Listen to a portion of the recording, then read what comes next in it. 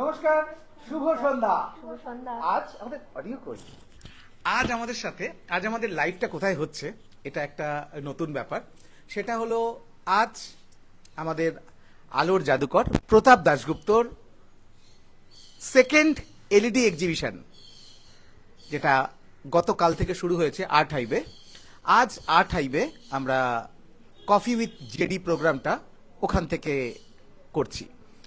আজ আমাদের সাথে দুজন সেলিব্রিটি গেস্ট, দুজনেই আমার কাছে ভীষণ প্রিয়। হয়তো আলাপ আমাদের খুব কম সময়ের, বাট আমাদের আলাপ মানে তো যখন শুরু হবে সেখান থেকেই শুরু, তাই তো? যাই হোক, আমাদের সাথে এই মুহূর্তে আছে, বাকিটা ও নিজের মুখেই বলুক। তুই কবে প্রফেশনে এসেছিস, কি বৃত্তান্ত, তোর নাম সবটা বল। নমস্কার, আমার নাম অপর্ণা সাহা। আমি সোদপুরে থাকি। এই প্রফেশনে এসেছি 1 ইয়ার হয়ে গেল আমার। দেখতে দেখতে কাজ করে খুব ভালো লেগেছে। অনেকজনের সাথে আমি কাজ করেছি, ফটোশ্যুট করেছি, ইনডোর আউটডোর সব রকমই আমি শ্যুট করেছি। ভালো লেগেছে। যেরকম জয় আছে, নীল, রাজ, তো এরকম অনেকেই আছে। তো অনেকের নাম এখন মনে নেই অতটা, বাট অনেকের সাথেই আমি শ্যুট করেছি। শ্যুট করে আমার খুবই ভালো লেগেছে। অনেক রকম এক্সপিরিয়েন্স হয়েছে আমার। কি বলবো, হ্যাঁ, মানে আর একটা জিনিস, তুই কোন কোন জনারে কাজ করিস? আমি নর্মালি তো সব রকমই কাজ করি। তোমার এক্সাম শ্যুট বলো, সব রকমই কাজ আমি করি। দেন ঠিক আছে, বাকিটা বাকিটা আবার তোর থেকে একটু পরে আসছি। এবার আমাদের আরেক গেস্ট, নাম দিয়ে শুরু কর।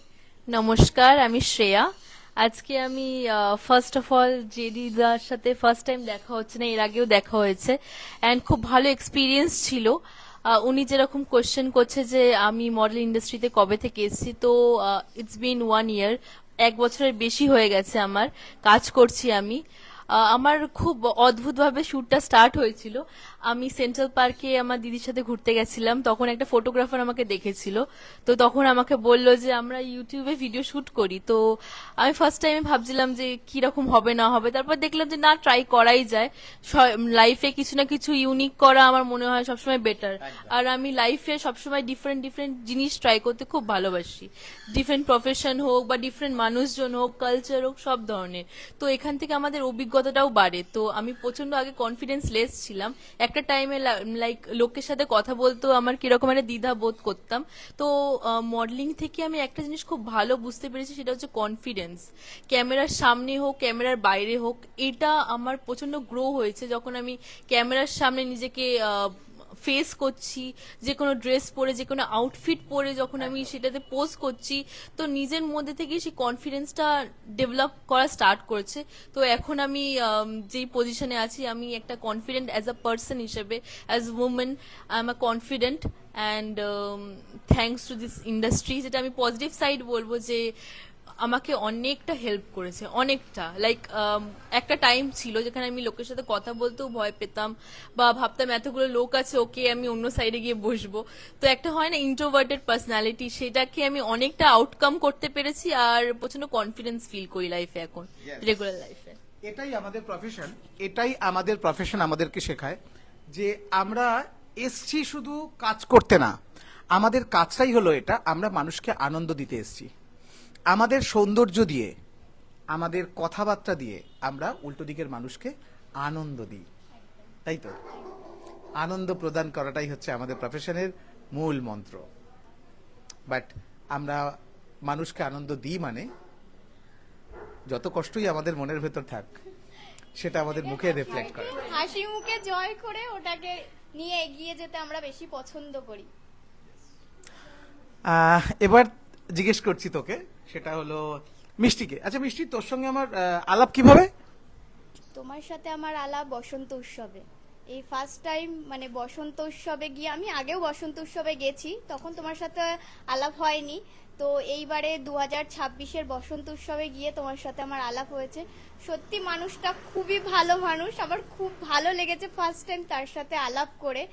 সিরিয়াসলি আর এত ভালো ব্যবহার, সত্যি আমি খুব খুব প্রাউড ফিল করছি যে এরকম একটা মানুষের সাথে আমার আলাপ হয়েছে। 2 সপ্তাহের মাথায় আজ আমরা পাশাপাশি বসে লাইভ করছি, তাই তো? একদমই। আমরা পাশাপাশি বসে লাইভ করছি বিকজ একটাই ব্যাপার, আমরা সব সময় না একটা জিনিস, সম্মান তুই কাউকে দিলে তবে সম্মানটা পাওয়া যায়। 99.99% সম্মানের এগেনস্টে সম্মান আসে, এটা একটা ঘটনা। তো বসন্ত উৎসবের এক্সপিরিয়েন্স তোর থেকে একটু শুনবো। বসন্ত উৎসবের এক্সপিরিয়েন্স বলতে আমি প্রত্যেক বছরই বসন্ত উৎসবে যাই ময়দানে। তো এই বছরটা একটু অন্য রকম ছিল। আগের বছর এত জাঁক জমক, এত মানে কি বলবো, বিশাল সাউন্ড, হ্যাঁ ডিজে, অনেক রকম আনন্দ। বাট এই আমরা ডিজে করি না, ডিজেটা হচ্ছে ঠিক আমরা যে টাইপের কালচারের প্রোগ্রাম করি সেই প্রোগ্রামটার সাথে ডিজে আমরা খুব একটা করি না। আমাদের যে বছর 2024 সালে প্রথম আমরা দুদিনের প্রোগ্রাম করেছিলাম, সে বছর আমরা বাই ডিফল্ট একটা ডিজে করে ফেলেছিলাম। মানে স্টেজের গ্যাপটাকে মেনটেন করার জন্য ডিজে করে ফেলেছিলাম। বাট যে টাইপের প্রোগ্রাম, যে কালচারটা নিয়ে আমি প্রোগ্রাম করি, সেই প্রোগ্রামটায় ঠিক ডিজেটা আমার ঠিক খাপ খায় না। আমার ব্যান্ডের প্রোগ্রাম হয় সেখানে, ব্যান্ড আসে, তারপরে ডান্সিং প্রোগ্রাম হয়, ফ্যাশন শো হয়, অনেক রকম প্রোগ্রাম হয় ওখানে। তো এইবারটা একটু আলাদা ছিল, বাট এইবারটাও খুবই ভালো ছিল। আর এত রকম ফটোগ্রাফার আসে, এত ফটো তোলা, ওটা তো আরো আনন্দের বিষয় একটা। মানে এত রকম লোকের সাথে দেখা, কথা বলা, তাদের সাথে মেশা, তাদের সঙ্গে মানে ফটো তোলা, সো সত্যি খুবই খুবই ভালো লাগে। বসন্ত উৎসবটা মানে সত্যি প্রাণ ছুঁয়ে যায় বসন্ত উৎসবটা, সত্যি। আর 2026টা সত্যি একটু খারাপ লাগছিল। আগের বছরের থেকে এই বছরটা যেইভাবে আমরা বসন্ত উৎসবটা কাটিয়েছি, বাট একটু ম্যারমেরে টাইপের লাগছিল। মানে সেরকম ভাবে কি বলবো, সেরকম ভাবে একটু আনন্দ মনে ছিল না, তাও ভালো লেগেছে। আর সব থেকে ভালো কথা, সব থেকে ভালো মানে আনন্দের বিষয় যে আমি ডিজে স্যারের সাথে দেখা হয়েছে আমার ওখানে। জেডি খুব ভালো লেগেছে, সত্যি কথা। যাই হোক, এবার তোর কাছে আসছি। তুই তো বসন্ত উৎসবে আসিস নি, এটা বড় মিস করেছিস। বসন্ত উৎসব সম্বন্ধে শুনেছিস, মানে কখনো শুনিসনি? জাস্ট সবাই বলেছে যে লাইক এরকম বড় করে হয় ময়দানে। তো আমি তখন ছিলাম না, সত্যি বলতে আমার ইচ্ছা ছিল আসার, বাট আমি ঘুরতে গেছিলাম, তাই জন্য আসতে পারিনি। বাট আমার ইচ্ছা ছিল, নেক্সট টাইম অবশ্যই। বসন্ত উৎসবে যেটা মানুষ পায়, কি পায় বসন্ত উৎসবে এসে? মানুষ বসন্ত উৎসবটা মানেই তো মানে চারিদিকে কি বলবো আর, মানে একটা খুশির উৎসব, চারিদিকে খুশির উৎসব। তারপরে রং লাগানো, বেশ হাসি খুশি, সবাই মিলে একসঙ্গে হোলি খেলা, খুবই ভালো লাগে বসন্ত উৎসবে। আর বসন্ত কালটাই খুব সুন্দর একটা ঋতু। আমরা ফ্যাশন ইন্ডাস্ট্রির মানুষ, বসন্ত উৎসবের মাঠে এসে কি এক্সট্রা পাই? ওই যে ফটোশুট, একদম মানে নানান রকম ফটোগ্রাফারদের সাথে দেখা হওয়া, ফটো তোলা, ওটাই তো সব থেকে বড় আনন্দ। একদম, এ বলছে ফটো তুলবো, ও বলছে ফটো তুলবো, ওটা তো একটা আনন্দই আনন্দ। কি বলবো, নিজেকে সেলিব্রিটি মনে হয় ওই টাইমটাতে। এটা হচ্ছে একদম বসন্ত উৎসবের এটা সব থেকে বড় পাওনা। এই যে প্রচুর নতুন নতুন কলেজ থেকে ছেলেমেয়েরা আসে, যেমন ও খানিকক্ষণ আগে বললো ও গেছিল একটা কোনো একটা জায়গায়, সেখানে কেউ একটা ছবি তুলে দিয়েছিল তোর, তাই তো? ফটোগ্রাফারের সাথে নরমাল দেখা হয়ে গেছিল, সেখান থেকে ওর ডেবিউ। ঠিক বসন্ত উৎসবেও ঠিক সেই রকমই ভাবেই প্রচুর ছেলেমেয়েরা এখানে আসে এবং আমাদের ফটোগ্রাফাররা তাদের ছবি তোলার পরে তার লাইফে একটা ডেবিউ স্টার্ট হয় ফ্যাশন ইন্ডাস্ট্রিতে।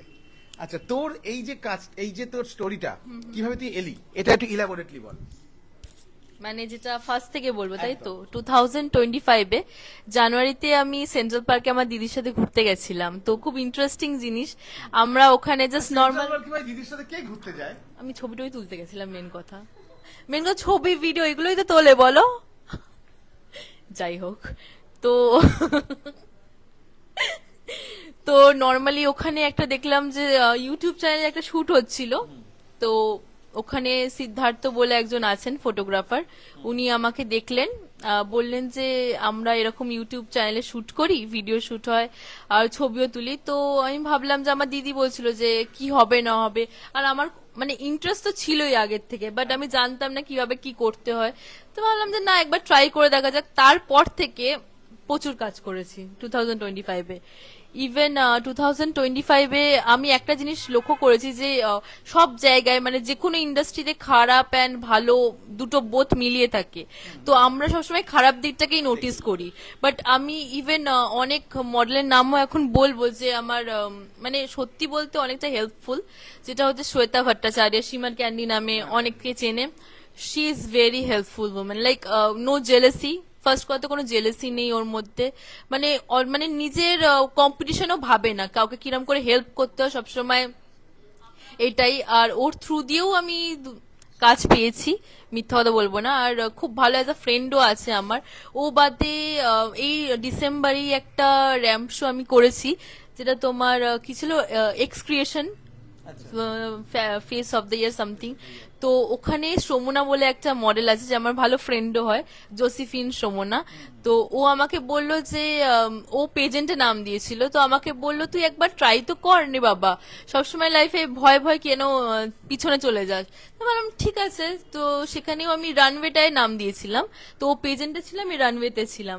তো ও আমাকে মানে তখন বলেছিল বলে এত আমি করতে পেরেছি। তো লাইফে এমন অনেক পার্সন আছে যে আমাকে এই ইন্ডাস্ট্রিতে অনেক হেল্প করেছে, লাইক মেন্টালি হোক বা সব দিক থেকেই হোক, অনেকটা হেল্পফুল ছিল। এবার দেখুন, সব ইন্ডাস্ট্রিতে খারাপ সাইডটাও থাকে, লাইক এমন অনেক ফটোগ্রাফারও থাকে যারা জাস্ট ভাবে যে ও এই শ্যুটটা করছে মানে বোল্ড শ্যুট করছে মানে লাইক সত্যি বলতে যে খারাপ কিছু করে ফেলবে। ইভেন এখনকার দিনে আমি যে এরিয়াতে থাকি কল্যাণী সাইডে, ওখানকার মানুষজনও লাইক কিছুটা সেম মেন্টালিটিরই থাকে যে ও ওকে, ও তো আগে ভালো ছিল, এখনো বোল্ড শুট করছে, এই শুট করছে, হ্যান ত্যান। আমি মনে করি মডেলিং ইন্ডাস্ট্রিতে যখন আমরা আসি তখন আমরা বোল্ডের থিঙ্কিংটাই রাখি না। একটা মডেলকে সব ধরনের শুট করাটা খুব দরকার পড়ে। শাড়ি থেকে স্টার্ট করে একটা মডেল অ্যাজ আ বিকিনিতেও কমফোর্টেবল যেন হয়, ওরকম ভাবে আমাদের মেন্টালিটি নিয়ে আসতে হয়। তো আমি মনে করি যে কোনো মডেল যদি নিউডও করে ক্যামেরার সামনে, সে অন্য কারোর সাথে কিছু করবে না, বিকজ সেটা তার প্রফেশন। আর কারোর প্রফেশন নিয়ে কাউকে জাজ করা যে ও এরকম বলে সে ক্যারেক্টার লেস, আমি ইভেন এমন কারোর নাম নিচ্ছি না, এমন মেয়েদের কেউ দেখেছি যারা সালোয়ার কামিজ পরেও 14 জায়গায় ঘুরে বেড়ায়। তো না, কিছু বলবো না সে ব্যাপারে। সো কারোর ড্রেস নিয়ে কাউকে জাজ করা উচিত না, বাট এরা সবসময় আমি দেখেছি জাজমেন্টাল ফুল, লাইক এইটা পড়ছে বলে ওর ক্যারেক্টার এরকম খারাপ কিছু। তো দেখুন, মডেলিং হোক বা অ্যাক্টিং হোক, প্রত্যেকটা ইন্ডাস্ট্রির কিছু না কিছু রুলস রেগুলেশন থাকে। অ্যাক্টিং এ জাস্ট আমরা অ্যাক্টিংটাই দেখি, ওখানে হয়তো এইসব অতটা গুরুত্ব দেওয়া হয় না, বাট তোর কান অব্দি পৌঁছয় না। আচ্ছা, তোর কান বাট অব্দি পৌঁছয় না। বাট মডেলিংটা মানে পুরোপুরি ডিফারেন্ট, যেখানে তোমার ফ্যাশন ইন্ডাস্ট্রি পুরোপুরি যদি বলতে পারো, তো একটা মডেলকে সব ধরনের কাজটা করাটা খুবই দরকার পড়ে। এখন না হোক, এখন সে কমফোর্টেবল না হতে পারে, 2 বছর পরে হলেও, না হলে তো অ্যাজ আ মডেল তাকে নেওয়াই হয় না কোনো সময়। বেসিক ব্যাপার যেটা, আচ্ছা একটু কমেন্টস পড়ি।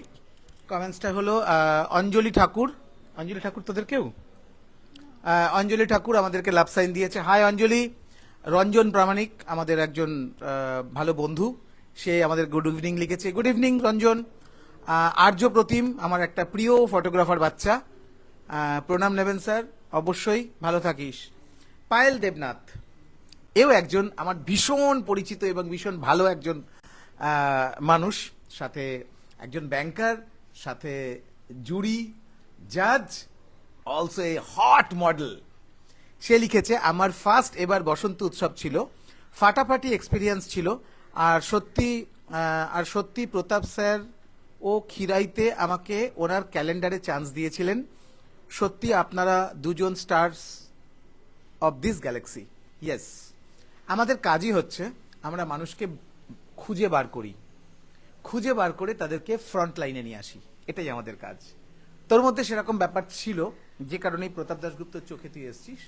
আর তোর সেই চোখে আসাটাই আজকের ডেটে যখনই ফেসবুক খুলছি শুধু পায়েল দেবনাথ, পায়েল দেবনাথ আর পায়েল দেবনাথ। যাই হোক, আজকের পর থেকে তোরা যথেষ্ট পপুলার, তবুও বলছি আজকের পর থেকে তোদের লাইফে একটা টুইস্ট আসবে। টুইস্টটা হলো যে তোদেরকে অনেক মানুষ ডাকবে, অনেক মানুষ তোদের সাথে শুট করতে চাইবে। আগামী 1 বছর পর মাটিতে পা দিয়ে হাঁটবি না ফ্লাইং হাই? আমার মনে হয় যে মানুষ যতটাই ওপরে যাক না কেন তাকে মাটিতে পা রেখে হাঁটাটাই উচিত। কারণ সে যখন উড়তে শিখে যাবে না, একটা সময় গিয়ে তার ডানাটা ছেটে দেবে বা খসে পড়ে যাবে, তখন সে ধূপ করে যখন মাটিতে পড়বে না, তখন সেই ভরটা সে নিতে পারবে না। বাট আমার মনে হয় যে মাটিতে পা রেখে হাঁটলেই বেস্ট। বেশি ওড়াটা ভালো না। বলে না পিপিলিকার পাখা গজায় মরিবার তরে, সেম তাই। যখনই পাখাটা গজিয়ে যাবে তখনই জানবে তার বিনাশটা কাছাকাছি চলে এসছে। আরে আমরা আসিনি তো মরতে, একদম। আমরা উন্নতি করতে এসেছি, আমরা কাজ করতে এসেছি, অবশ্যই উন্নতি আমরা করবে, পাঠিয়ে মজা করতে এসেছি। উন্নতি করবে, বাট মাটিতে পা রেখে, আকাশে উড়ে নয়। আকাশে ওড়াটা একদমই ভালো না।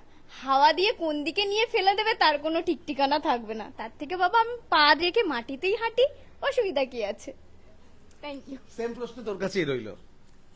আগামী 1 বছর পর তুই নিজেকে সেই জায়গায় দেখতে পাবি যে জায়গায় তুই চাস, সেই সময় তোর প্রতিক্রিয়া কি হবে?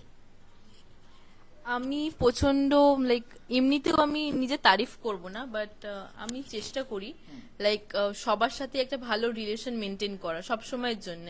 তো আমি আজকে কমই থাকি বা বেশি থাকি, আমার বিহেভিয়ার 1%ও চেঞ্জ আসবে না। রিজন আছে, কারণ কি আমি প্রচন্ড হুট করে একটা জিনিসের চান্স পেয়েছিলাম। আজ যদি সেই চান্সটা না পেতাম তো নর্মাল যেরকম করে আমি আমার লাইফ স্পেন্ড করছিলাম সেরকমই করতাম। তো আজকে আমার লাইফ আর 10টা লোকের থেকে যদি একটু ডিফারেন্ট হয়, ইট মিনস যে আমি সেটাকে অর্জন করেছি, সেই চান্সটাকে নিয়েছি। তো প্রত্যেকটা মানুষই নিজের লাইফে প্রচন্ড স্ট্রাগল করে, সে মডেলিং এ হোক, নিজের ক্যারিয়ারে হোক। আমি সবকটা মানুষকে নিজের প্রফেশনে প্রচন্ড পরিমাণে রেসপেক্ট করি। একটা রিক্সাওয়ালা হোক, একটা চাওয়ালা হোক, যে কোনো মানুষ, প্রত্যেকটা মানুষের পেশাটা তার টাকা রোজগার করার ডেফিনেটলি একটা জিনিস। তো সেখানে কাউকে জাজ করা বা আমি নিজেকে বেশি মনে করব তার কাছে, এটার অধিকার ভগবান আমাকে দেয়নি। সো আমি প্রত্যেকটা পেশার মানুষজনকে প্রচন্ড সম্মান এখনো করি, ইন ফিউচারও করবো। 1%ও আমার বিহেভিয়ারে কোনো চেঞ্জ আসবে না। এখনকার ছেলেমেয়েরা কত ভালো ভালো কথা কথা বলতে পারে। Very good. আমরা এই বসে এতটা ব্যাচেও ছিলাম না কি দাদা? আমরা আমাদের চোখে আমরা এত কিছু বুঝতামও না। তাড়াতাড়ি বিয়ে হয়ে গেছে, ব্যাস। এখনকার ছেলেমেয়েরা প্রচন্ড অ্যাডভান্স সব ক্ষেত্রেই, সব ক্ষেত্রেই। শুধু মানে এই চাকরি বাকরি এইসবের দিক থেকে না, আদার্সও সব দিক থেকেই অ্যাডভান্স, যেটা আগেকার মানুষরা এতটা ছিল না। আমরা এতটা মুখ খুলে হাসতেও পারতাম না। তোরা যেরকম ভাবে ব্রাইটলি হাসিস, তো আমাদের তো হাসিটাই সবকিছু। আমরা হাসি দিয়েই তো বধ করি, বল সবকিছু। একদমই তাই। লাইফে খারাপ টাইম হোক ভালো টাইম হোক, আমাদের মুখের মধ্যে হাসি হাসি রাখতে হবে। থাকতেই হবে। আগের দিন আমি এখানে বলছিলাম, বা এই মানিকতলা রাজবাড়িতে একটা শুট হয়েছিল, সেখানে আমি গেছিলাম। সেদিনকে আমার খুব মাইন্ড ডিস্টার্ব ছিল, তো আমি সেখানে গিয়ে একটা কথা বলছিলাম যে আমাদের শিল্পীদের ক্যামেরার সামনে এসে হাসতেই হয়, কিন্তু পেছনে কি চলছে সেটা হয়তো সেই জানে। ফ্যাশন ইন্ডাস্ট্রিতে আসার পরে তোর সব থেকে গুড মোমেন্টস কি? আমি কাজটা শিখেছি, মানে অ্যাকচুয়ালি আমি আমার ফ্রেন্ড যে আছে নীল, ওর হাত ধরেই আমি এই প্রফেশনে এসেছি। বাট আমি জব করতাম প্রাইভেট সেক্টরে। তো ও আমাকে বলেছিল যে তুই একবার ট্রাই করে দেখ, তোর ফেসটাও খুব সুন্দর, বাট তুই একবার ট্রাই করে দেখতে। বাট ওর হাত ধরেই আমার প্রথম ফটোশুট করা ওর স্টুডিওতে। আচ্ছা, তুই যে সুন্দরী সেটা আজ অব্দি কে কতবার বলেছে বল? সে সবাই বলে, সেটা সবাই বলে। বাট এটাকে কি বলবো, এটা নিয়ে আমার অহংকার নেই যে আমি সুন্দরী। ভগবান আমাকে যেভাবে বানিয়েছে, নিজের হাতে করে বানিয়েছে, ঠিক আছে, এটা নিয়ে আমার কোনো অহংকার নেই। যে আমি ভগবান তোকে যখন বানাচ্ছিল ভগবান তখন ল্যাদ লেগে গেছে আস্তে আস্তে বানিয়েছে। একদমই তাই। বেসিক্যালি আমার মানে ফেসের মধ্যে তারিফটা হয় চোখের, এটার তারিফটা আমার সব থেকে বেশি হয়। তো তা বলে আমার মধ্যে একবার খালি চোখটা ঘুরিয়ে দেবো বাস। তা বলে আমার অহংকার নেই কোনো কিছু নেই। তো ওই আমাকে প্রথম বলেছিল যে তুই একবার কাজটা কর, তো ওর সঙ্গে আমি প্রথম কাজ করা স্টার্ট করেছি। আমার ভীষণ ভালো লেগেছে, অনেক রকম এক্সপিরিয়েন্স হয়েছে। আর অনেকে বলে না যে এই মডেলিং করে কি হবে, এই ফটো মডেল হয়ে কি হবে, এইসব মেকআপ ফেকআপ মানে করে কি হবে। তো যারা করে তারাই বোঝে যে এটাতেও কষ্ট আছে, এটাতেও পরিশ্রম আছে। একদম। ধৈর্য ধরে বসে থেকে মেকআপ করা মানে কি বলবো, এটা সবাই বুঝবে না, অনেক বড় ব্যাপার। এটা সবাই বুঝবে না, বাট যারা এই প্রফেশনে রয়েছে তারাই একমাত্র বুঝবে যে এটা একটা কত কত বড় কষ্টকর। 2 ঘন্টা 3 ঘন্টা চেয়ারের মধ্যে বসে থেকে মেকআপ করা অনেকটাই কষ্টকর জিনিস। আমাদের প্রফেশন সব থেকে বেশি শেখায় যেটা ধৈর্য। ধৈর্য, ধৈর্য থাকাটা সব থেকে বড় ব্যাপার। ধৈর্য সব থেকে বড় জিনিস আমাদের প্রফেশনের জন্য। বাট খুব ভালো লাগে, কাজ করতেও খুব ভালো লাগে। আর আরেকটা কথা, বসন্ত উৎসবে আমি কয়েকজনের মুখ থেকে শুনেছিলাম যে মেকআপ মানে ফটোগ্রাফারের হাত ধরে মেকআপ আর্টিস্টরা এসে তখন তাদেরকে আর চেনে না, বাট সবাই কিন্তু সমান হয় না। সব মডেলরা কিন্তু সমান নয়, যে যাদের হাত ধরে সে আসবে তাদেরকে পরবর্তীকালে চিনবে না, এটা সবাই সমান হয় না। তো আমার মনে হয় যে যিনি এই কথাটা আমাকে বলেছিলেন, তো আমি তাকে বলবো এটা ভুল। হাতের 5টা আঙ্গুল কখনো সমান হয় না, আর সবাই সমান হয় না। আর যারা এই জিনিসটা করে আমি বলবো তাদের মধ্যে হয়তো মানসিকতা বোধটা নেই। তাহলে তুই যদি এই কথাটা বলিস তাহলে তুই এই লিস্টে 90% মানুষ পাবি। বাট থামালাম, সেটা হলো ভাই যে যে টিচার আমাকে বর্ণ পরিচয় পড়িয়েছিল তার নাম মনে রেখেছি? রাখিনি, চলো রাখিনি, করে তো খাচ্ছি।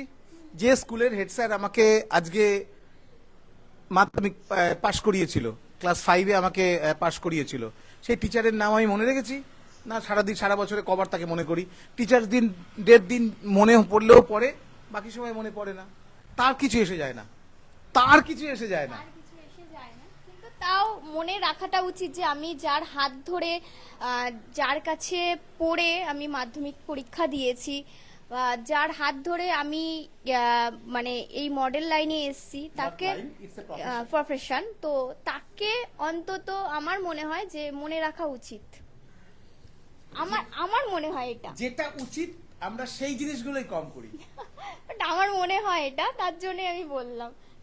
আমার খুব খারাপ লেগেছিল ওই কথাটা। But আমাকে যে নিয়ে এসছে আমি তাকে এখনো মনে রাখবো। পরবর্তীকালে যদি আমি আরো মানে এর থেকে উপরে যেতে পারি তো তখনও তাকে আমি মনে রাখবো, তার নামটা নেব। আমি কার হাত ধরে প্রথম এই প্রফেশনে এসেছি, But তাকে আমি ভুলবো না। সাবজেক্ট হলো কি জানিস? সাবজেক্ট হলো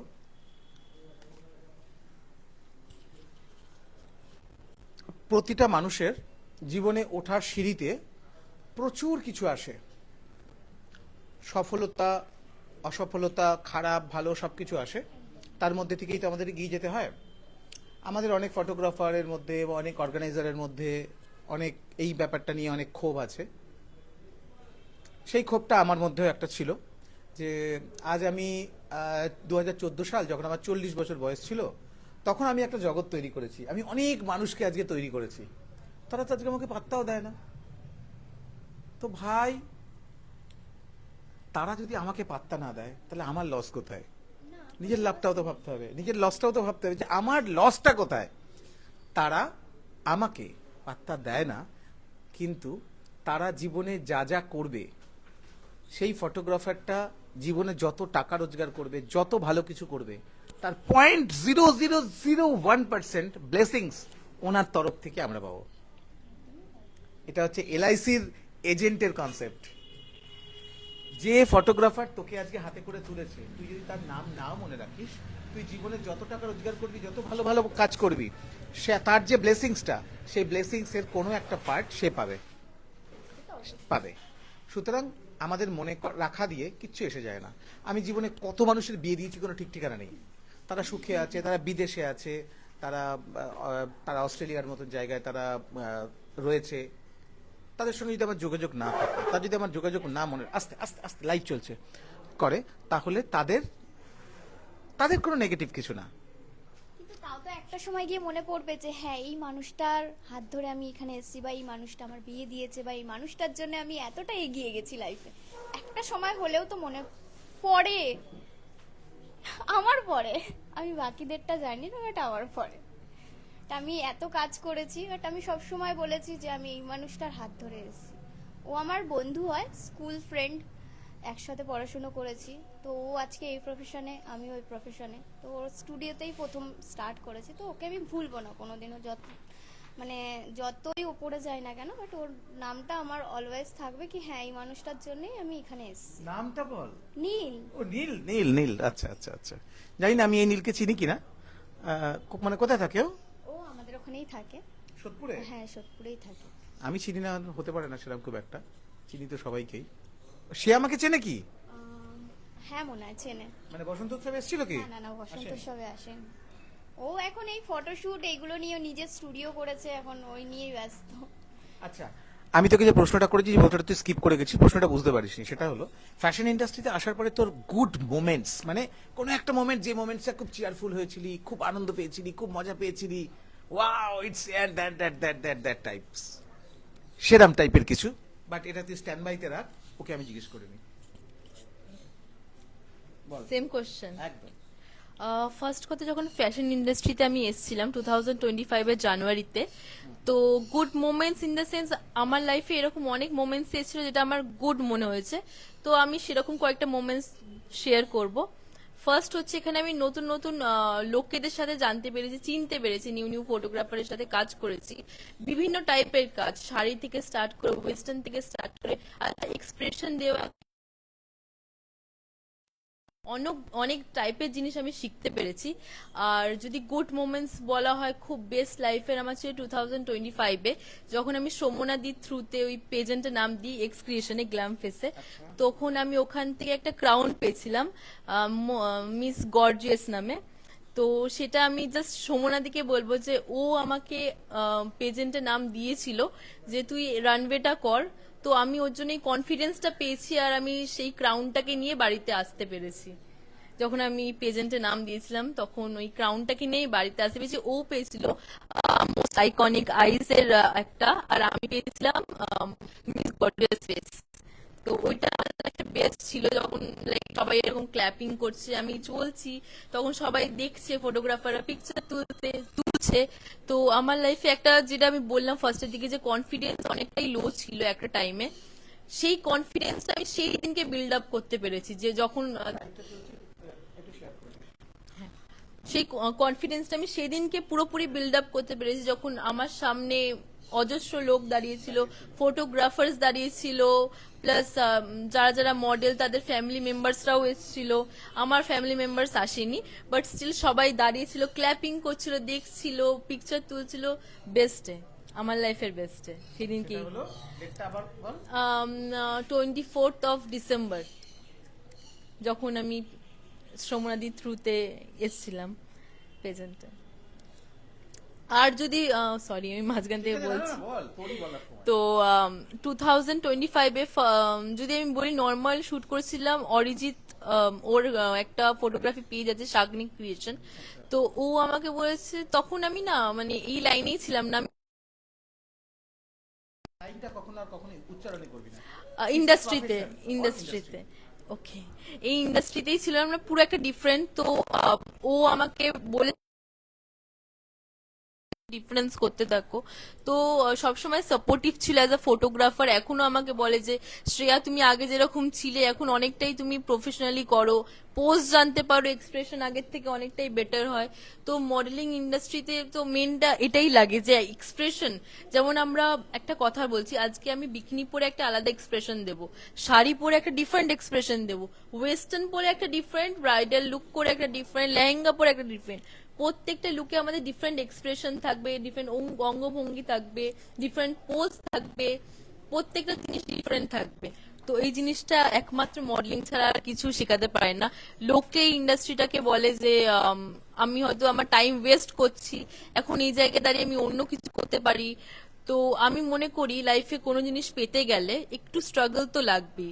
আজকে আমি চাইবো অনেকটা, অনেকটা, তাও আমি বললাম একটু এই করে। গাছটা, এই যে গাছটা হ্যাঁ। এখানে এসে পৌঁছেছে, এর পেছনে কত খাটনি থাকতে পারে, তবে গিয়ে এরকম একটা ঝকঝকে ব্রাইট গাছ এরকম জায়গায় আসতে পারে। সে তো অবশ্যই, প্রত্যেকটা কাজের পেছনে অক্লান্ত পরিশ্রম থাকে। অক্লান্ত পরিশ্রম থাকে অবশ্যই, এটা উনি একদম ঠিক কথা বলেছেন। আর এটা আমরা মেনেও চলি সব সময়। বাট কোনো ইন্ডাস্ট্রি কোনোদিনও খারাপ হয় না, খারাপ হয় যারা এরকম মেন্টালিটি দিয়ে দেখে সেটাকে। তো সেই পার্সন গুলোর মেন্টালিটিটা খারাপ হয়, যারা কাজ করে তারা কোনোদিনও খারাপ হয় না। আর প্রত্যেকটা ইন্ডাস্ট্রিতেই রেসপেক্ট থাকে অবশ্যই। আমাদের ইন্ডাস্ট্রিতে যেমন লোকে আমাদেরকে চেনে, আজকে আমাদের ফটো দেখছে লোকে বা অন্য, পুরোপুরি আমরা সোশ্যাল মিডিয়াতেই থাকি মোস্ট অফ দ্য টাইম। তো অ্যাজ আ পাবলিক ফিগার থাকি, লোকে আমাদের দেখে। প্রত্যেকটা ইন্ডাস্ট্রি ডিফারেন্ট ডিফারেন্ট লোক আছে, ডিফারেন্ট তাদের প্রফেশন আছে। সো আমি আমার কোশ্চেনের থেকে একটু বাইরেই বেরিয়ে আসলাম। বাট স্টিল আমার লাইফে বেস্ট মোমেন্টস ছিল যখন আমরা সবাই মিলে একসাথে খাবার খাচ্ছি। যেটা বললাম পেজেন্টে, রানওয়েতে আমি নাম দিয়েছিলাম। তো এই কয়েকটা ছোট ছোট জিনিস না লাইফের মোমেন্টস থেকে যায়, এইগুলোই আমার কাছে সব থেকে বড় জিনিস লাইফে। এবার তোর মনে পড়েছে কিছু? আরে বাড়ি থেকে বেরোচ্ছিলি, কে তোর সামনে শুয়ে পড়েছিল, সেটাও তো তোর কাছে বেস্ট মোমেন্ট ছিল। আমার কাছে এটাই বেস্ট ছিল যখন, মানে আমি তো বলেছি যে আমি এই প্রফেশনে ছিলাম না, আমি জব করতাম। ও আমাকে যখন বলেছিল যে তুই কাজ কর, ওটা সব থেকে, মানে ও আমাকে এতটা কনফিডেন্স দিয়েছে, আমার এত ভালো লেগেছে। ওটা আমার কাছে বেস্ট ছিল কি ও আমাকে এতটা মানে কনফিডেন্স দিয়েছে যে তোর ফেসটা ভ্যারি করবে, তুই করতে পারিস কাজ। তো সত্যি আমি অনেক কাজই করেছি, আমি ইভেন ব্র্যান্ড শ্যুটও করেছি। তো সত্যি কথা বলতে ওর জন্যই আজকে করতে পেরেছি। তো আহ, ওটাই আমার লাইফে সব থেকে বেস্ট কি ও আমাকে কনফিডেন্স জুগিয়েছে যে তুই পারবি করতে। কারণ আমি কখনো ভাবিনি যে আমি মডেলিং করব, ফটোশ্যুট করব, আমি কোনোদিনও এই জিনিসগুলো ভাবিনি। তো ওটাই আমার লাইফে সব থেকে বেস্ট। তুই তো বললি যে লোকে তোর নাকি শুধু চোখেরই প্রশংসা করে, তোর নাকের প্রশংসা কেউ করেনি আজ অব্দি? হ্যাঁ, সেটাও করেছে। আমার নাকটা নাকি টিয়া পাখির মতো। বেশিরভাগ আমি চোখের প্রশংসাই পেয়েছি যে তোমার চোখটা খুব সুন্দর। মানে যেখানে শুট করতে গেছি কিনা, তোমার হচ্ছে যে কোনো স্টুডিওতে আমি যখন শুট করতে গেছি, এক্সাম শুট ছিল আমার, তো যেখানেই করতে গেছি তো সবারই একটাই, তোমার চোখটা খুব সুন্দর, তোমার চোখটা খুব সুন্দর। এই একটাই কমপ্লিমেন্ট আমি সবার কাছে মানে পেয়েছি। তুই বলতে চাইছিস হচ্ছে শুধু স্টুডিও ওনাররা আর ফটোগ্রাফাররাই তো চোখের প্রশংসা করে, আর কেউ করে না? না, আরো করে, কেন করবে না, অবশ্যই করে। আমার ফ্রেন্ডরা আছে, ফেসবুক ফ্রেন্ড আছে, তারাও বলে। আর স্কুল ফ্রেন্ডরাও বলতো, কলেজ ফ্রেন্ডরাও বলতো, সবাই বলতো যে তোর চোখের দিকে যে তাকাবে সে প্রেমে পড়ে যাবে। এইটুখানি বলতে পারি। না, যাদের নাক নাক টিকালা হয় তারা নাকি সব জায়গায় নাক গলায়। একদমই না। ঠিক আছে, যেমন বলাতে পছন্দ করি না। যাই হোক, তোকে কে কি সুন্দর বলে? হেয়ার্স আর স্মাইল। যখনই আমি কাজ করতে যাই তখনই লোকে ফার্স্টে পিছন থেকে দেখে, wow you have such a long beautiful hair, কি করে মেনটেন করিস? ফার্স্ট এই কোশ্চেনটা থাকে তার মাথায় যে কি করে এত লং হেয়ার মেনটেন করিস। বললাম ছোটবেলা থেকেই মা যত্ন করে করে হয়ে যায়। তখন গিয়ে, আর আমি প্রচন্ড হেয়ার্স খুব ভালোবাসি। আমার পুরো যদি বলতে পারেন তো আমি হেয়ার্স এর উপর অনেক খরচাও করি যে না আমি এরকমই হেয়ার্স রাখবো, লং হেয়ার্সই রাখবো। বিকজ এখনকার দিনে সবাই শর্টই করে নেয়, কারণ স্টাইল মেনটেন করতে হয় সবার। তো আমি মনে করি যে like long hair is a blessing. তো আমি সবসময় মেনটেন করি। আর বলে স্মাইল, আমি তো এখন নর্মাল স্মাইল দিচ্ছি, যখন আমি ফ্রেন্ডসদের সাথে থাকি তখন যে কিরকম স্মাইল এসে যায় তখন ওরাই বোঝে সেই জিনিসটা, তখন বলে যে you have a nice smile. তোকে কি এর আগে কেউ কখনো বলেছে তুই হাসার সময় তো চোখ ছোট হয়ে যায়? মাঝে মাঝে বলে। যখন অনেকটা হাসিস তখন চোখ ছোট হয়ে যায়। পায়েল দেবনাথ লিখেছে, for both the ladies sitting beside a handsome man, you both have dynamic smile, কাশ আমারও হতো। দেখ, দেখেছিস? পায়েলও খুব সুন্দর, পায়েলেরও দারুণ হাসি। পায়েল বলছে তোদেরই হাসি নাকি বেশি সুন্দর। মানে তোকে কেউ হাসি সুন্দর বলেনি তাহলে, তাই তো? না, আমার চোখটার টাইপটাই আমি বেশি পেয়েছি সবসময়ের জন্য। তাহলে কাল থেকে তুই ওই মুখে মাস্ক পরে যাবি, দরকার নেই কিছু দেখানো, শুধু চোখই দেখা, চোখ দিয়ে দুনিয়া ভস্য করে দেবো। মানসী মুখার্জি লিখেছে হ্যালো। হ্যালো মানসী। আচ্ছা, এবার ফিউচার প্রজেক্ট কি তোরা ভবিষ্যতে কি করতে চাস? এই প্রফেশনে থাকা নাকি বিয়ে থা করে ঘুটে ফুটে দেবো, রান্না বান্না করবো, কি করবি? সেরকম কোনো এখনো ব্যাপার নেই, বাট এটা নিয়ে এগিয়ে যেতে চাই। দেখি লাইফে কতদূর এগোতে পারি এই জিনিসটা নিয়ে, বাট এটা প্রফেশন হিসেবে নিতে চাই। বাট পাশে আমি সার্ভিসও করব, সেটা না। আর এটা নিয়ে আমি এগিয়ে যেতে চাই, দেখি লাইফে কি করতে পারি এটা নিয়ে। দেখি না, আমরা করবো, করতে আচ্ছা, এসছি, করবো। করবো আমরা, দেখি আবার কি, ওটাই, দেখি আবার কি, আমরা করতে এসছি ভাই, করবো। কত দূর এগোতে পারি। কত দূর না, আমরা কত দূরে এগোতেই এসছি আমরা। এগোবই, একদম এগোবই, এটা নিয়ে এগোবো। একদম। হ্যালো, ভগবান যখন এই অবধি পৌঁছে দিয়েছে তখন তো এগোতেই হবে। এগোতেই। ভগবানই পাঠিয়েছে না এখানে, একদম, সব- তাহলে এগোতেই হবে। প্রত্যেকটা কাজের সাথে প্রত্যেকটা কাজের একটা কানেক্ট থাকে। একদম। এই যে গত 2016-17-তে এমন কিছু মডেল, গত 16-17-তে এমন কিছু মডেল বসন্ত উৎসবের মাঠে এসেছিল, দেখা গেল তারা আজকের ডেটে বিশাল বড় সেলিব্রিটি। তারা বিশাল বড় সেলিব্রিটি। তারা এখন আর বসন্ত উৎসবে হয়তো আসে না, কারণ তারা বসন্ত উৎসবে আসার জন্য তাদেরকে স্পেশাল নিমন্ত্রণ করতে হবে। নিমন্ত্রণ করার পরেও তারা বলবে স্যার আমি তো এখন আর না ওপেন জায়গায় যাই না, বাট ওই বসন্ত উৎসবের মাটি তাকে হয়তো অনেক কিছু দিয়েছে।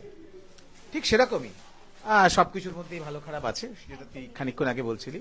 বাট আমরা করতেই এসছি, আমরা ভালো কিছু করতেই এসছি, আমরা ভালো কিছু এনজয় করতেই এসছি। আমাদেরকে এগোতে হবে ভাই। আমরা চাকরি করি, বাকরি করি, আমরা ওই রান্না করি, বান্না করি, ঘর গোছাই, সবকিছু করি, এটা তো পার্ট, আমরা সবাই করি। বাট আমাদেরকে এই প্রফেশনে এগোতেই হবে, কাজ করতেই হবে, এগোতেই হবে, তাই তো? যাই হোক, এমন কোনো অজানা কথা তোর কাছে আছে যেটা তুই সবার সামনে বলতে চাস? কেস খাবি না? না, সেরকম কিছু নেই। But আমার সেরকম বাজে কোনো এক্সপিরিয়েন্স এখনো পর্যন্ত হয়নি। আর আমাকে নিয়ে সেরকম বাজে কোনো কমেন্টস বা বাজে কোনো কিছু এখনো আমি সেরকম মুখোমুখি হইনি। মানে এই একটা বছরের মধ্যে সেরকম বাজে কোনো কিছুর মুখোমুখি হইনি। না। তুহিন সরকার লিখেছে পিঙ্ক শাড়িতে দারুণ লাগছে আমার। তুহিন, এই লিঙ্কটা কপি করে সব গ্রুপগুলোতে একটুখানি দিয়ে দে তো। তুহিনকে বলছি, তুহিন লিঙ্কটাকে কপি করে সব গ্রুপে একটু দিয়ে দে। যাই হোক, তাহলে এখনো তোর সঙ্গে কোনো রকম খারাপ ঘটনা ঘটেনি। ভগবানকে বলি এরকমই যেন আগামী দিনে কারুর কাছে যেন এই কমপ্লেনটা না থাকে যে ফ্যাশন ইন্ডাস্ট্রি আমার খারাপ করলো। আমরা এটাই চাই, এটাই হবে আমাদের সাথে, যে আমরা ফ্যাশন ইন্ডাস্ট্রিতে যারা থাকবো আমাদের সাথে সবসময় ভালোটাই হবে, তাই তো? তোর এখনো অবধি কোনো খারাপ এক্সপিরিয়েন্স? খারাপ তো এক্সপিরিয়েন্স সেরকম মানে ছিল না, বাট নর্মালি কি হয় যে কোনো ফটোগ্রাফার ধরুন আমি শুট করতে যাচ্ছি, এবার সব মডেল ডিফারেন্ট হয়, কয়েকজন ক্লিন ওয়ার্ক করে, কয়েকজন ক্লিন ওয়ার্ক করে না। আমি ভেরি অনেস্টলি ক্যামেরার সামনে এটা বলতে পারবো যে অনেকে ক্লিন ওয়ার্ক করে, অনেকে ক্লিন ওয়ার্ক করে না। তো সেই জিনিসটা এখনো লাইক কয়েকটা ফটোগ্রাফারের মাথায় আছে যে ও করছে তার মানে এও কে বললে এও করবে। সো সেক্ষেত্রে কি হয়ে যায় যে তাদের মাথায় যখন এটা ঢুকে যায় যে একটা পার্সন করলে সেকেন্ড পার্সনটা করবে, তখন যে সেকেন্ড পার্সনটা তখন না করে দেয়, তখন ওদের কাছে মনে হয় যে না ও করছে না, ঠিক আছে অন্য একজনকে ট্রায়াল দিই। তো এই জিনিসটা খুব বাজে জিনিস যে আমরা যখন কোনো ইন্ডাস্ট্রিতে কাজ করছি তখন সেই জিনিসটাকে রেসপেক্ট দেওয়া উচিত, সেই পার্সনটাকে রেসপেক্ট দিয়ে কাজ করানো উচিত। হতেই পারে একজন সেই জিনিসটা করছে, একজন করছে না, সবার ডিফারেন্ট পার্সপেক্টিভ আছে প্রত্যেকটা জায়গার ক্ষেত্রে। তো আমি কাউকে জাজ করতে এখানে বলছি না, বাট স্টিল লাইক যে করছে না তার মানে সে কাজ পাবে না, সেটাই আমি বলতে চাইছি ভুল। কারণ হতে পারে তার কাজটা ভালো, অন্য জিনিসটা তুমি যদি সাইড করে জাস্ট কাজটার উপরে ফোকাস দাও, সে হয়তো কাজের দিক থেকে ভালো। তো এই জিনিসগুলো একটু স্ট্রেসফুল লাগে সেই সিচুয়েশনটার টাইমে, যখন কেউ এরকম করে বলে যে ও ফটোগ্রাফার তো ওরকমই মডেল খুঁজছে যে করবে আর কি সামথিং, বুঝতে পারছেন হয়তো আপনারা।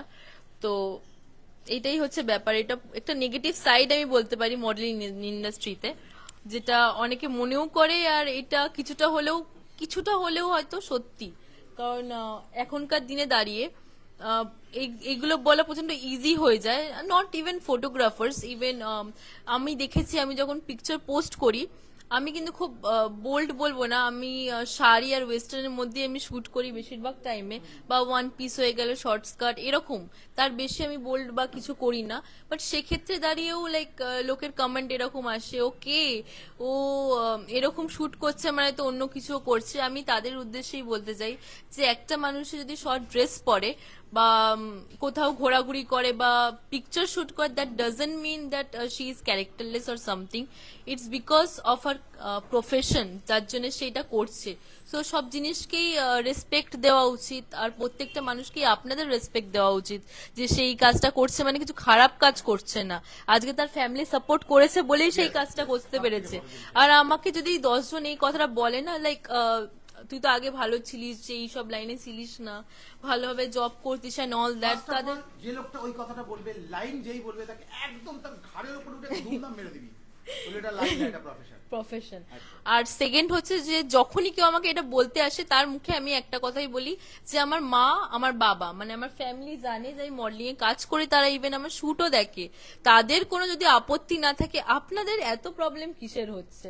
যেখানে আমার ফ্যামিলি সাপোর্ট করছে সেখানে আপনার প্রবলেম কিসে আসছে? এটাই আমার কাছে মেন কথা। আমার ফ্যামিলি আমাকে সাপোর্ট করে, আমার মা প্রচন্ড সাপোর্টিভ, ইভেন আমাকে আমার মা রিলস পাঠায় যে দেখ এরকম ইনফ্লুয়েন্সার আছে কি সুন্দর সুন্দর রিলস বানায়। তো আমার মা প্রচন্ড অনুপ্রেরণা দেয় যে আমি যদি বাড়িতেও যাই না, এই রিল কর, একটা রিল বানা, ফলোয়ার্স বাড়াতে হবে কি হবে না, প্রচন্ড আমার মা আমাকে স্ট্রেংথ দেয়, যে মোটিভেশন স্ট্রেংথ আমি মাঠ থেকে পাই। সো সেটাকে কেউ কোনোদিনও নিচে নামাতে পারবে না, এইটুকুনি কনফিডেন্স আমার মধ্যে আছে। তো এইভাবেই আমি মাথায় রেখেছি। দেখুন আমরা সবাই ডিফারেন্ট ডিফারেন্ট পার্সন, কারোর একটু পেশেন্স লেভেল হাই আছে, কারোর একটু কম আছে। আর যাদের কম আছে আমি তাদেরকে বলছি লাইফে খারাপ জিনিসটাও তারা অনেকটাই ফেস করে। এমন মানুষও আছে যে প্রচন্ড স্ট্রেস না নিতে পেরে সুসাইড অবধি করে নেয়, যে অতিরিক্ত স্ট্রেস নিচ্ছে, স্লিপিং মেডিসিন খাচ্ছে, এ কাজ দিচ্ছে না ও কাজ দিচ্ছে না। এবার একটা বয়সের পর না আমাদের কাজ পাওয়াটাও কিন্তু কমে যায়, because it's a competition, like এইটা প্রচন্ড কম্পিটিটিভ মার্কেট। অন্যান্য ইন্ডাস্ট্রির তুলনায় মডেলিং বলো বা অ্যাক্টিং বলো প্রচন্ড কম্পিটিশন এর মধ্যে আছে। আজকে আপনি সুন্দর হলে আপনার থেকে মানে 10 গুণ বা 2 গুণ বেশি সুন্দর মানুষ আসবে, আপনার থেকে ভালো অ্যাক্টিং করে বা ফ্যাশন পোস্ট জানে সেরকম পার্সন আসবে। সেই পেশেন্সটা আপনার মধ্যে প্রচন্ড পরিমাণে রাখতে হবে, যে না আজকে আমি করতে পারছি না, 1 বছর হয়ে গেল, 2 বছর হয়ে গেল, ঠিক আছে আমি একটা জবের সাথেই নয় সাইডে করতে থাকি, বাট আজকে যদি 5 বছর পরেও আমার যদি সেই নামটা হয় না, আমার মনে কোনো রিগ্রেট থাকবে না, আমি সেই রিগ্রেটটা না নিয়ে মরতে পারবো, যে না আমি আমার ড্রিমটাকে কমপ্লিট করেই মরতে পেরেছি। সো এটাই আমার কাছে সব থেকে বড়। আর সেকেন্ড হচ্ছে আমি যেটা বললাম, আমার মা প্রচন্ড কনফিডেন্স দেয়, বিল্ড আপ করে আমার মধ্যে। তো thanks to my mom too, যে আমাকে এতটা কনফিডেন্স দেওয়ার জন্য। বাড়িতে গেলেই আমাকে বলে যে এখনই ড্রেস চেঞ্জ করে একটা রিল শুট কর, যেটা অনেকের ফ্যামিলি করে না, সেটা আমার ফ্যামিলি করে। আমি আমি আমার ছেলে মেয়ের কথা বলছি, ওদের দুজনের আমি একটা বিশাল বড় ফ্যান। মানে আমার ছেলে একটা ওই কি যেন রানু মল্লিক নাকি রানু মন্ডল, তুই কি করছিস রানু মন্ডলকে? বাবা রানু মণ্ডল, এই রানু রানু মণ্ডল তো, রানু মণ্ডলের সাথে আমার রানু মণ্ডলকে নিয়ে আমার ছেলে একটা ভিডিও তৈরি করেছিল। সেই ভিডিওটা সব থেকে বেশি প্রমোশন আমি করেছিলাম। চা খাবো কফি খাবো, আমরা মারাত্মক এনজয় করেছিলাম। তো আমার ছেলে মেয়েও যখন শুয়ে থাকে আমি বলি যা উঠে রিলস বানা, আর সব থেকে বেশি তাদের ওই রিলস আমি সারা দুনিয়ার কাছে পৌঁছে দেওয়া, এটা হচ্ছে সব থেকে বড় কাজ। মানে ওদের কাছে একটা টেনশন থাকে যে পাপাকে আমাকে এটা করে দেখাতে হবে। ফ্যামিলি সাপোর্টিভ হওয়াটা ভীষণ দরকার, ভীষণ দরকার। এই ইন্ডাস্ট্রিতে তো ভীষণ দরকার। স্পেশালি আমি যেরকম বললাম, আমার মা প্রচন্ড অ্যাক্টিভ থাকে ইনস্টাগ্রাম আর ফেসবুকে। লাইক নতুন পেজ ফলো করে রান্নার ভিডিও থেকে স্টার্ট করে সবকিছু দেখে, বলে দেখ এই মেয়েটাকে দেখ কত ফলোয়ার্স হয়ে গেল, তুই বসে কি করছিস, যা গিয়ে রিলস বানা। মানে রাত হয়ে গেলেও বলে যে তুই বাড়িতে বসে, তোকে আমি একটা ট্রাইপডের ব্যবস্থা করে দিলাম, একটু পরে খাবো, তোকে আমি একটা ট্রাইপডের ব্যবস্থা করে দিলাম, তুই এখনো কিছু করছিস না। সো সেক্ষেত্রে আমারও মাথায় একটা টেনশন থাকে যে না, মা বলেছে যখন করতেই হবে। প্রচন্ড, মানে কেউ বললেও আমার মা বলে যে ও যদি কিছু করে না, আমার ডিসিশন ছাড়া কোনো কিছু করে না। মানে আমার ডাক নাম হচ্ছে রুম্পি, তো আমার মা এরকম করে বলে যে ও আমার লাইক কোনো কিছু না করলে সেটা করে না। আমার মা কয়েকটা শুটে এখনো অবধি না করে দিয়েছে, আমি কিন্তু সেদিকে যাইনি। আমি কিন্তু এখনো অবধি যদি বলি ট্রেডিশনাল মানে শাড়ি আর নর্মাল ওয়েস্টার্নের মধ্যেই, আর মানে ওয়েস্টার্ন যেরকম হয় শুট সেগুলোর মধ্যেই করি। ইন ফিউচার যদি আমি করি তাহলে লোককে ভেবে নিতে হবে যে আমার ফ্যামিলি সাপোর্ট করেছে ওই টাইমটায়। না আমি তোর সাথে যাই হোক একটা স্পেশাল ব্যাপার বলি, আজকে যেখানে লাইভ করছি সেই জায়গাটা আমার খুব প্রিয়।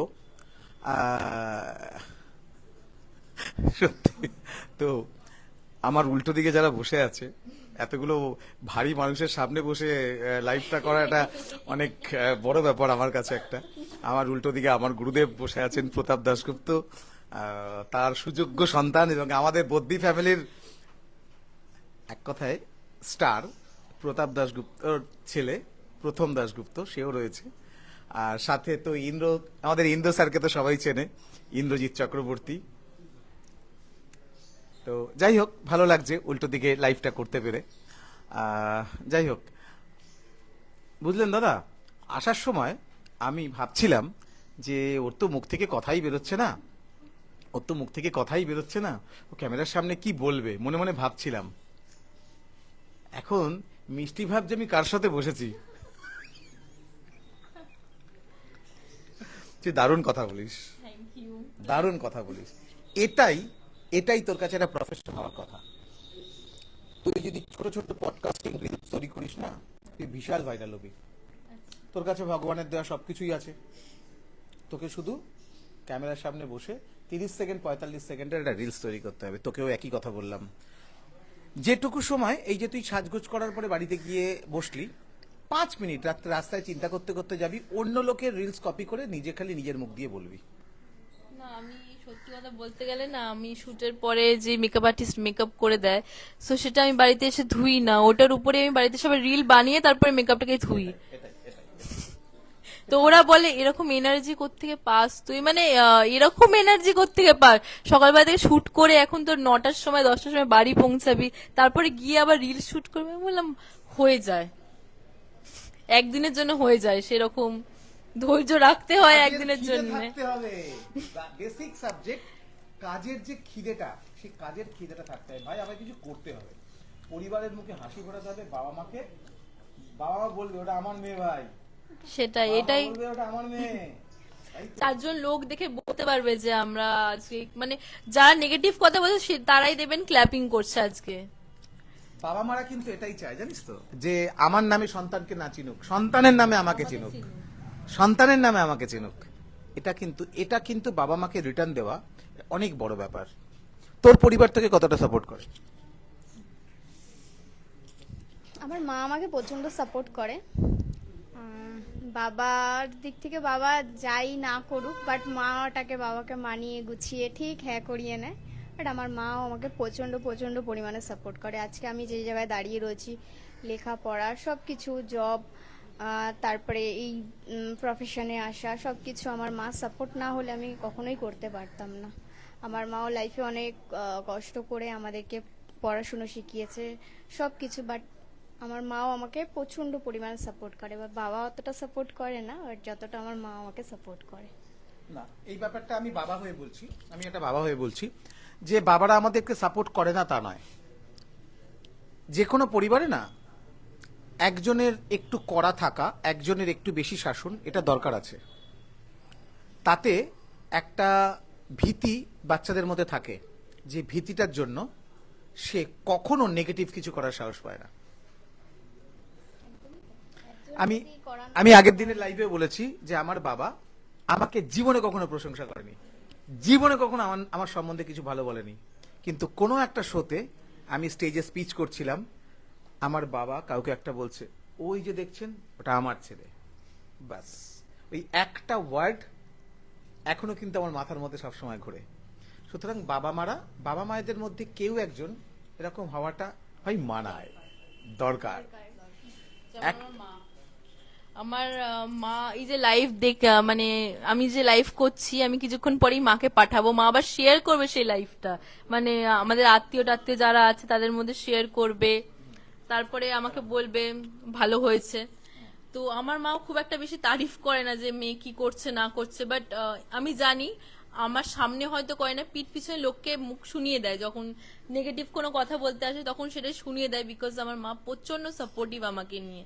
যে আমার মা একটা জিনিস আমাকে না বলেছিল, এখন না হোক 1-2 সপ্তাহ আগে আমাকে বলেছিল যে আমি বিয়ে করার আগে অবধি আমার ইচ্ছা ছিল গভর্নমেন্ট সার্ভিস করা, বিকজ আমি চেয়েছিলাম করতে। আমার মা কিন্তু পড়াশোনায় খুব ভালো ছিল, বাট লাভ ম্যারেজ হয়েছে আমার মার, তো সেক্ষেত্রে দাঁড়িয়ে তাড়াতাড়ি যেহেতু বিয়ে হয়েছে, অনেক কম বয়সে বিয়ে হয়েছে আমার মার, তো সেক্ষেত্রে সে সেই ড্রিমটাকে সাকসেস করতে পারেনি। আমার মা আমাকে একটা জিনিস শিখিয়েছে যে প্রত্যেকটা মেয়ের বিয়ে করার আগে নিজের পায়ে দাঁড়িয়ে বিয়ে করাটা খুব দরকার, যে ফাইন্যান্সিয়ালি ইন্ডিপেন্ডেন্ট প্রত্যেকটা মেয়েকে, আজকে যদি সে হাউস ওয়াইফও হয় ঘরে, তো ঘরে থেকে এমন অনেক কিছু আছে পার্ট টাইম সে করতে পারে, বাইরে গিয়ে সে করতে পারে, হাতের কাজ সে করতে পারে, সেলাই সে শিখতে পারে, এমনই না যে মডেলিং ছাড়া আর কিছু হয় না, বাট অনেক কিছু সে করতে পারে, অফ টাইম হোক বা অন্য টাইম হোক, টাকার জন্য না নিজের প্যাশনের জন্য করতে পারে। আমার মা এটা আমাকে সবসময় বলে যে তুই অ্যাটলিস্ট যেন এরকম ভুল না করিস লাইফে, কাউকে বিয়ে করার আগে যে নিজে না দাঁড়িয়ে যে বিয়ে করে নিলি, হয়তো সে তোর সাথে এখন ভালো আছে, ইন ফিউচারে গিয়ে তোর সাথে খারাপ থাকতেই পারে। প্রত্যেকটা মানুষের মেন্টালিটি একটা টাইমের পর চেঞ্জ হতে পারে, প্রত্যেকটা মানুষ একটা সার্টেন টাইমের পর চেঞ্জ হতে পারে। আজকে আমি বলছি না যে আমি চেঞ্জ হব না, বা অন্য কেউ যদি এটা বলে যে আমি চেঞ্জ হব না, সেটা একদম ভুল। সিচুয়েশন মানুষকে চেঞ্জ করিয়ে দেয়। আর একটা মানুষের কাছে একটা টাইমে দাঁড়িয়ে আগের ক্ষেত্রে ডিভোর্সটা নর্মাল ছিল না এতটা পরিমাণে, এখন এত নর্মাল কেন হয়েছে, বিকজ মানুষের সবসময় অপশনের দিকে বেশি তাকায়। তো আমার কাছে এটা বেস্ট, সেটা আমি না দেখে শুধু সবসময় যদি অপশনের দিকে তাকাই, তখন গিয়ে সেই ভালো পার্সনটাও আমার কাছে নেগেটিভ হয়ে যায়, যে না ওর মধ্যে এই বাজে কোয়ালিটিটা আছে যেটা আমার ওর মধ্যে নেই, তখন গিয়ে সেই জিনিসটা ডিভোর্সে পরিণত হয়। তো আমি সবাইকে এই কথাটা বলবো যে বিয়ে করার আগে বা কারোর সাথে সংসার করার আগে একবার যেন নিজের ফাইন্যান্সিয়াল ব্যালেন্সটা যেন দেখে বিয়ে করে, যে না আজকে আমি এটা করে নিয়েছি, নিজের টাকায় যেন সে ফ্ল্যাট কিনে ঘুরতে যায়, এনজয় করে, তারপরে গিয়ে সে বিয়ে করুক। বিয়ে তো সব থেকে লাস্ট অপশন আমার কাছে। আমি নিজে আগে দাঁড়াবো, আমি আমার ফ্যামিলিকে, আমার মা যা যা চেয়েছে সব প্রত্যেকটা শখ মিটাবো, তারপরে গিয়ে এটা আমার লাস্ট অপশন বিয়েটা। বিকজ আমি মনে করি আমার মা একটা লাইফে খুব স্ট্রাগল ফেস করেছে, আমি এই টাইমে দাঁড়িয়ে আমার মাকে সেই স্ট্রাগলটা কোনো সময় ফেস করতে দিতে চাই না। তুই কি বলছিস যে সাত তাড়াতাড়ি বিয়ে করে নিবি, তাই তো? হ্যাঁ, তুই তো রেগে যাচ্ছিস মনে হয় ওর প্রতি। ইমা কেন, আমি কোনোদিনও কারোর প্রতি কোনো জেলাসি হয় না। না, জেলুসির কথা বলছি না, মানে ও বলছে দেরি করে বিয়ে করব, দাঁড়িয়ে বিয়ে করব, তুই কি বলছিস? না, এটা তো অবশ্যই যে মেয়েদেরকে কিছু করা উচিত, মানে অন্যের উপর ডিপেন্ড হওয়ার থেকে নিজে কিছু করে, যেরকম আমি এখন সার্ভিস করছি, পরবর্তীকালেও করব। আর এটা তো রয়েছেই, আমার সঙ্গে মডেলিংটা তো রয়েছেই, এটাও আমি আগে দেখি কত দূর যেতে পারি, বাট যাব যতটুকু পারি যাব, বাট সঙ্গে আমার নিজের জবটাও রাখবো, বাট এটা সব মেয়েদের ক্ষেত্রেই নিজের পায়ে দাঁড়িয়ে তারপরে বিয়ে করা, সব কিছু করা। তাহলে ওই একটা সময় পরে গিয়ে বিয়ের পরে ওই হাজবেন্ডের কাছে হাত পাতা, তোমার মানে ধরো নিজের কিছু শখ হলো, একটা শাড়ি পছন্দ হলো বা গয়না পছন্দ হলো, ওই হাজবেন্ডকে গিয়ে বলবো দাও তারপরে আমি কিনবো, হাজবেন্ড নাও দিতে পারে। তখন কি হবে, তার কষ্ট হবে, তখন তার মনে হবে যে ইস আমি যদি জব করতাম। তো ওই ইসটা আগে না মানে পরে না ভেবে আগে ভাবা উচিত, যে আগে ভেবে নি, তারপরে নিজের পায়ে দাঁড়াই, নিজে ইনকাম করি, তারপরে গিয়ে নিজের মাটিটাকে আগে শক্ত করি, তারপরে গিয়ে আমি লাইফে বিয়ে করব, যাতে পরবর্তীকালে আমাকে কারো কাছে গিয়ে হাত পাততে না হয়। এটাই হচ্ছে মানে আমি এটা সব মেয়েদের ক্ষেত্রেই বলবো, কিছু করো, মানে এখনকার যুগে কিছু করাটা খুব দরকার, খুবই দরকার। আমাদেরকে আর 7 মিনিটের মধ্যে শেষ করতে হবে। আমরা লাইভটা এবার শেষ করতে হবে, কারণ আমরা একটা এক্সিবিশনে রয়েছি, প্রতাপ স্যারের এক্সিবিশনে।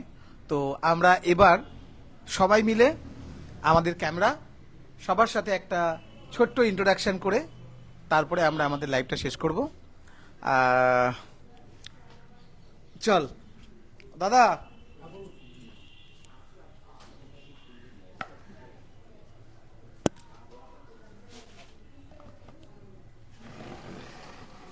তোরা বস, আমি ধরি ক্যামেরাটা।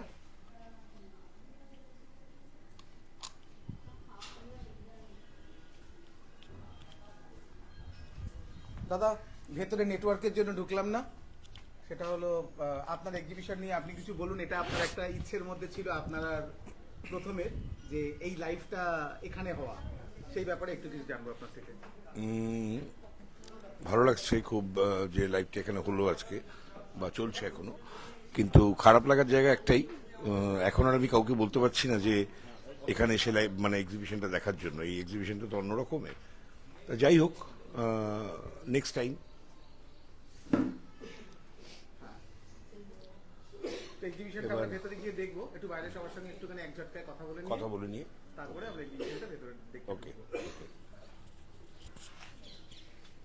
কোথায় গেল প্রথম? আয় একটু আয়।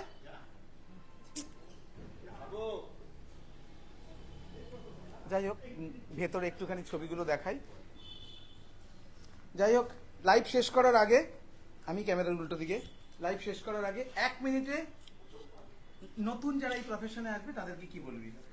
নতুন যারা এই প্রফেশনে আসবে, দেখো বোন বা ফ্রেন্ড যাই হোক, আমি বলবো যে খারাপ আর ভালো দুটো দিক থাকবে এই প্রফেশনে।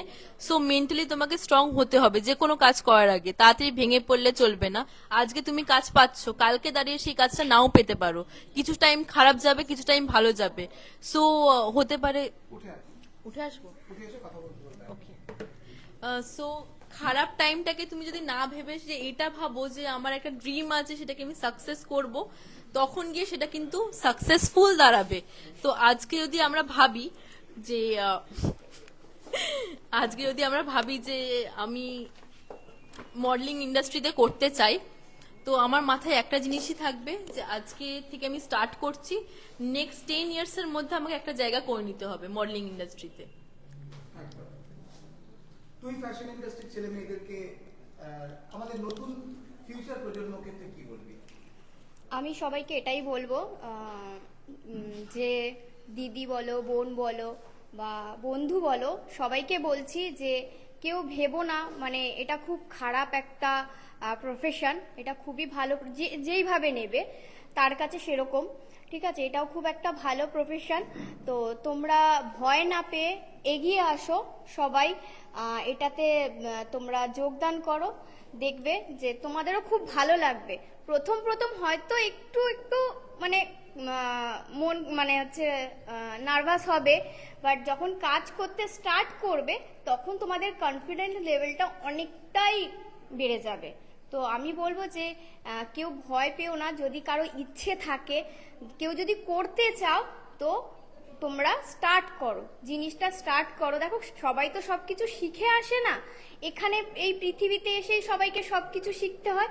তো তোমরাও স্টার্ট করো জিনিসটা, দেখবে তোমাদেরও ভালো লাগবে, কনফিডেন্স লেভেলটাও বাড়বে, যেটা নিয়ে ভয় পেতে সেই ভয়টাও তোমাদের মধ্যে থেকে মুছে যাবে। আর তোমরা কাজ স্টার্ট করো, সবাইকেই কাজ করা দরকার, সে ছেলে বলো, ছেলেরা তো অবভিয়াসলি করে, বাট সব মেয়েদেরকে বলছি যে তোমরা নিজের পায়ে দাঁড়াও, নিজের মাটিটাকে শক্ত করো। তোমরা অনেক রকম কাজ আছে, এই না যে তোমাদেরকে মডেলিং করতে হবে, তোমাদেরকে মানে ফ্যাশন শো করতে হবে, বাট না, অনেক রকম কাজ আছে এই পৃথিবীতে। তোমরা নিজেদের পায়ে দাঁড়ানোর চেষ্টা করো। Thank you. যাই হোক, এখানে আসার আগে তো তোদের নিশ্চয়ই একটা ভয় লাগছিল, একসঙ্গে না?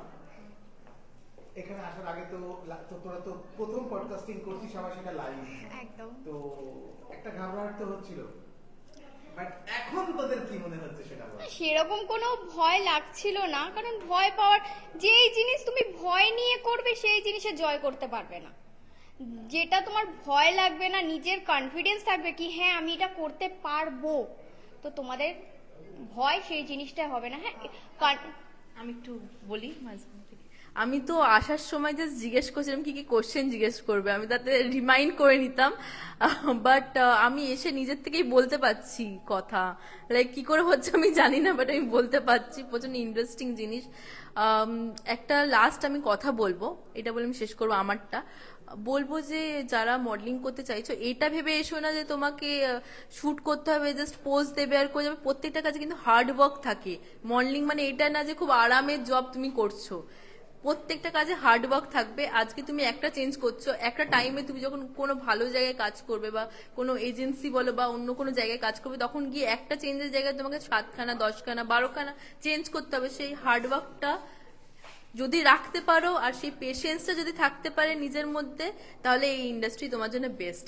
আর যদি তুমি লোকের কথা খুব ভাবো যে না 4জন লোক আমায় কি বলবে, কি ভাববে, আমি করতে পারবো না, আমার কনফিডেন্স পাচ্ছি না, তখন গিয়ে সেই জিনিসটা কোনোভাবেই সাকসেসফুল হবে না। তো সব কিছু ভেবে তুমি যদি করতে পারো তাহলে ইন্ডাস্ট্রি বেস্ট তোমার জন্য। একদম, আমরা ভালো কাজ করতে এসেছি, আমরা ভালো কাজই করব, আমরা শুধু এগোবো, আর সাথে সবাইকে ভয় না নিয়ে। পেয়ে, ভয় না, ভয়কে জয় করো, তাহলেই এগোতে পারবে লাইফে। আর জয় করতে হলে জয়ন্তর কাছে আসতে হবে। জয় অন্ত। যাই হোক, এবার আমাদের এক্সিবিশনে আমাদের ফিরে যেতে হবে, কারণ আর 2 ঘন্টা আছে মাত্র আমাদের এক্সিবিশনের। দেখা হবে আবার সামনের বৃহস্পতিবার কফি উইথ জেডিতে, রুমা ক্রিয়েশনের স্টুডিওতে। Thank you very much. Thank you, সবাই ভালো থাকবে। সবাই ভালো থাকবেন।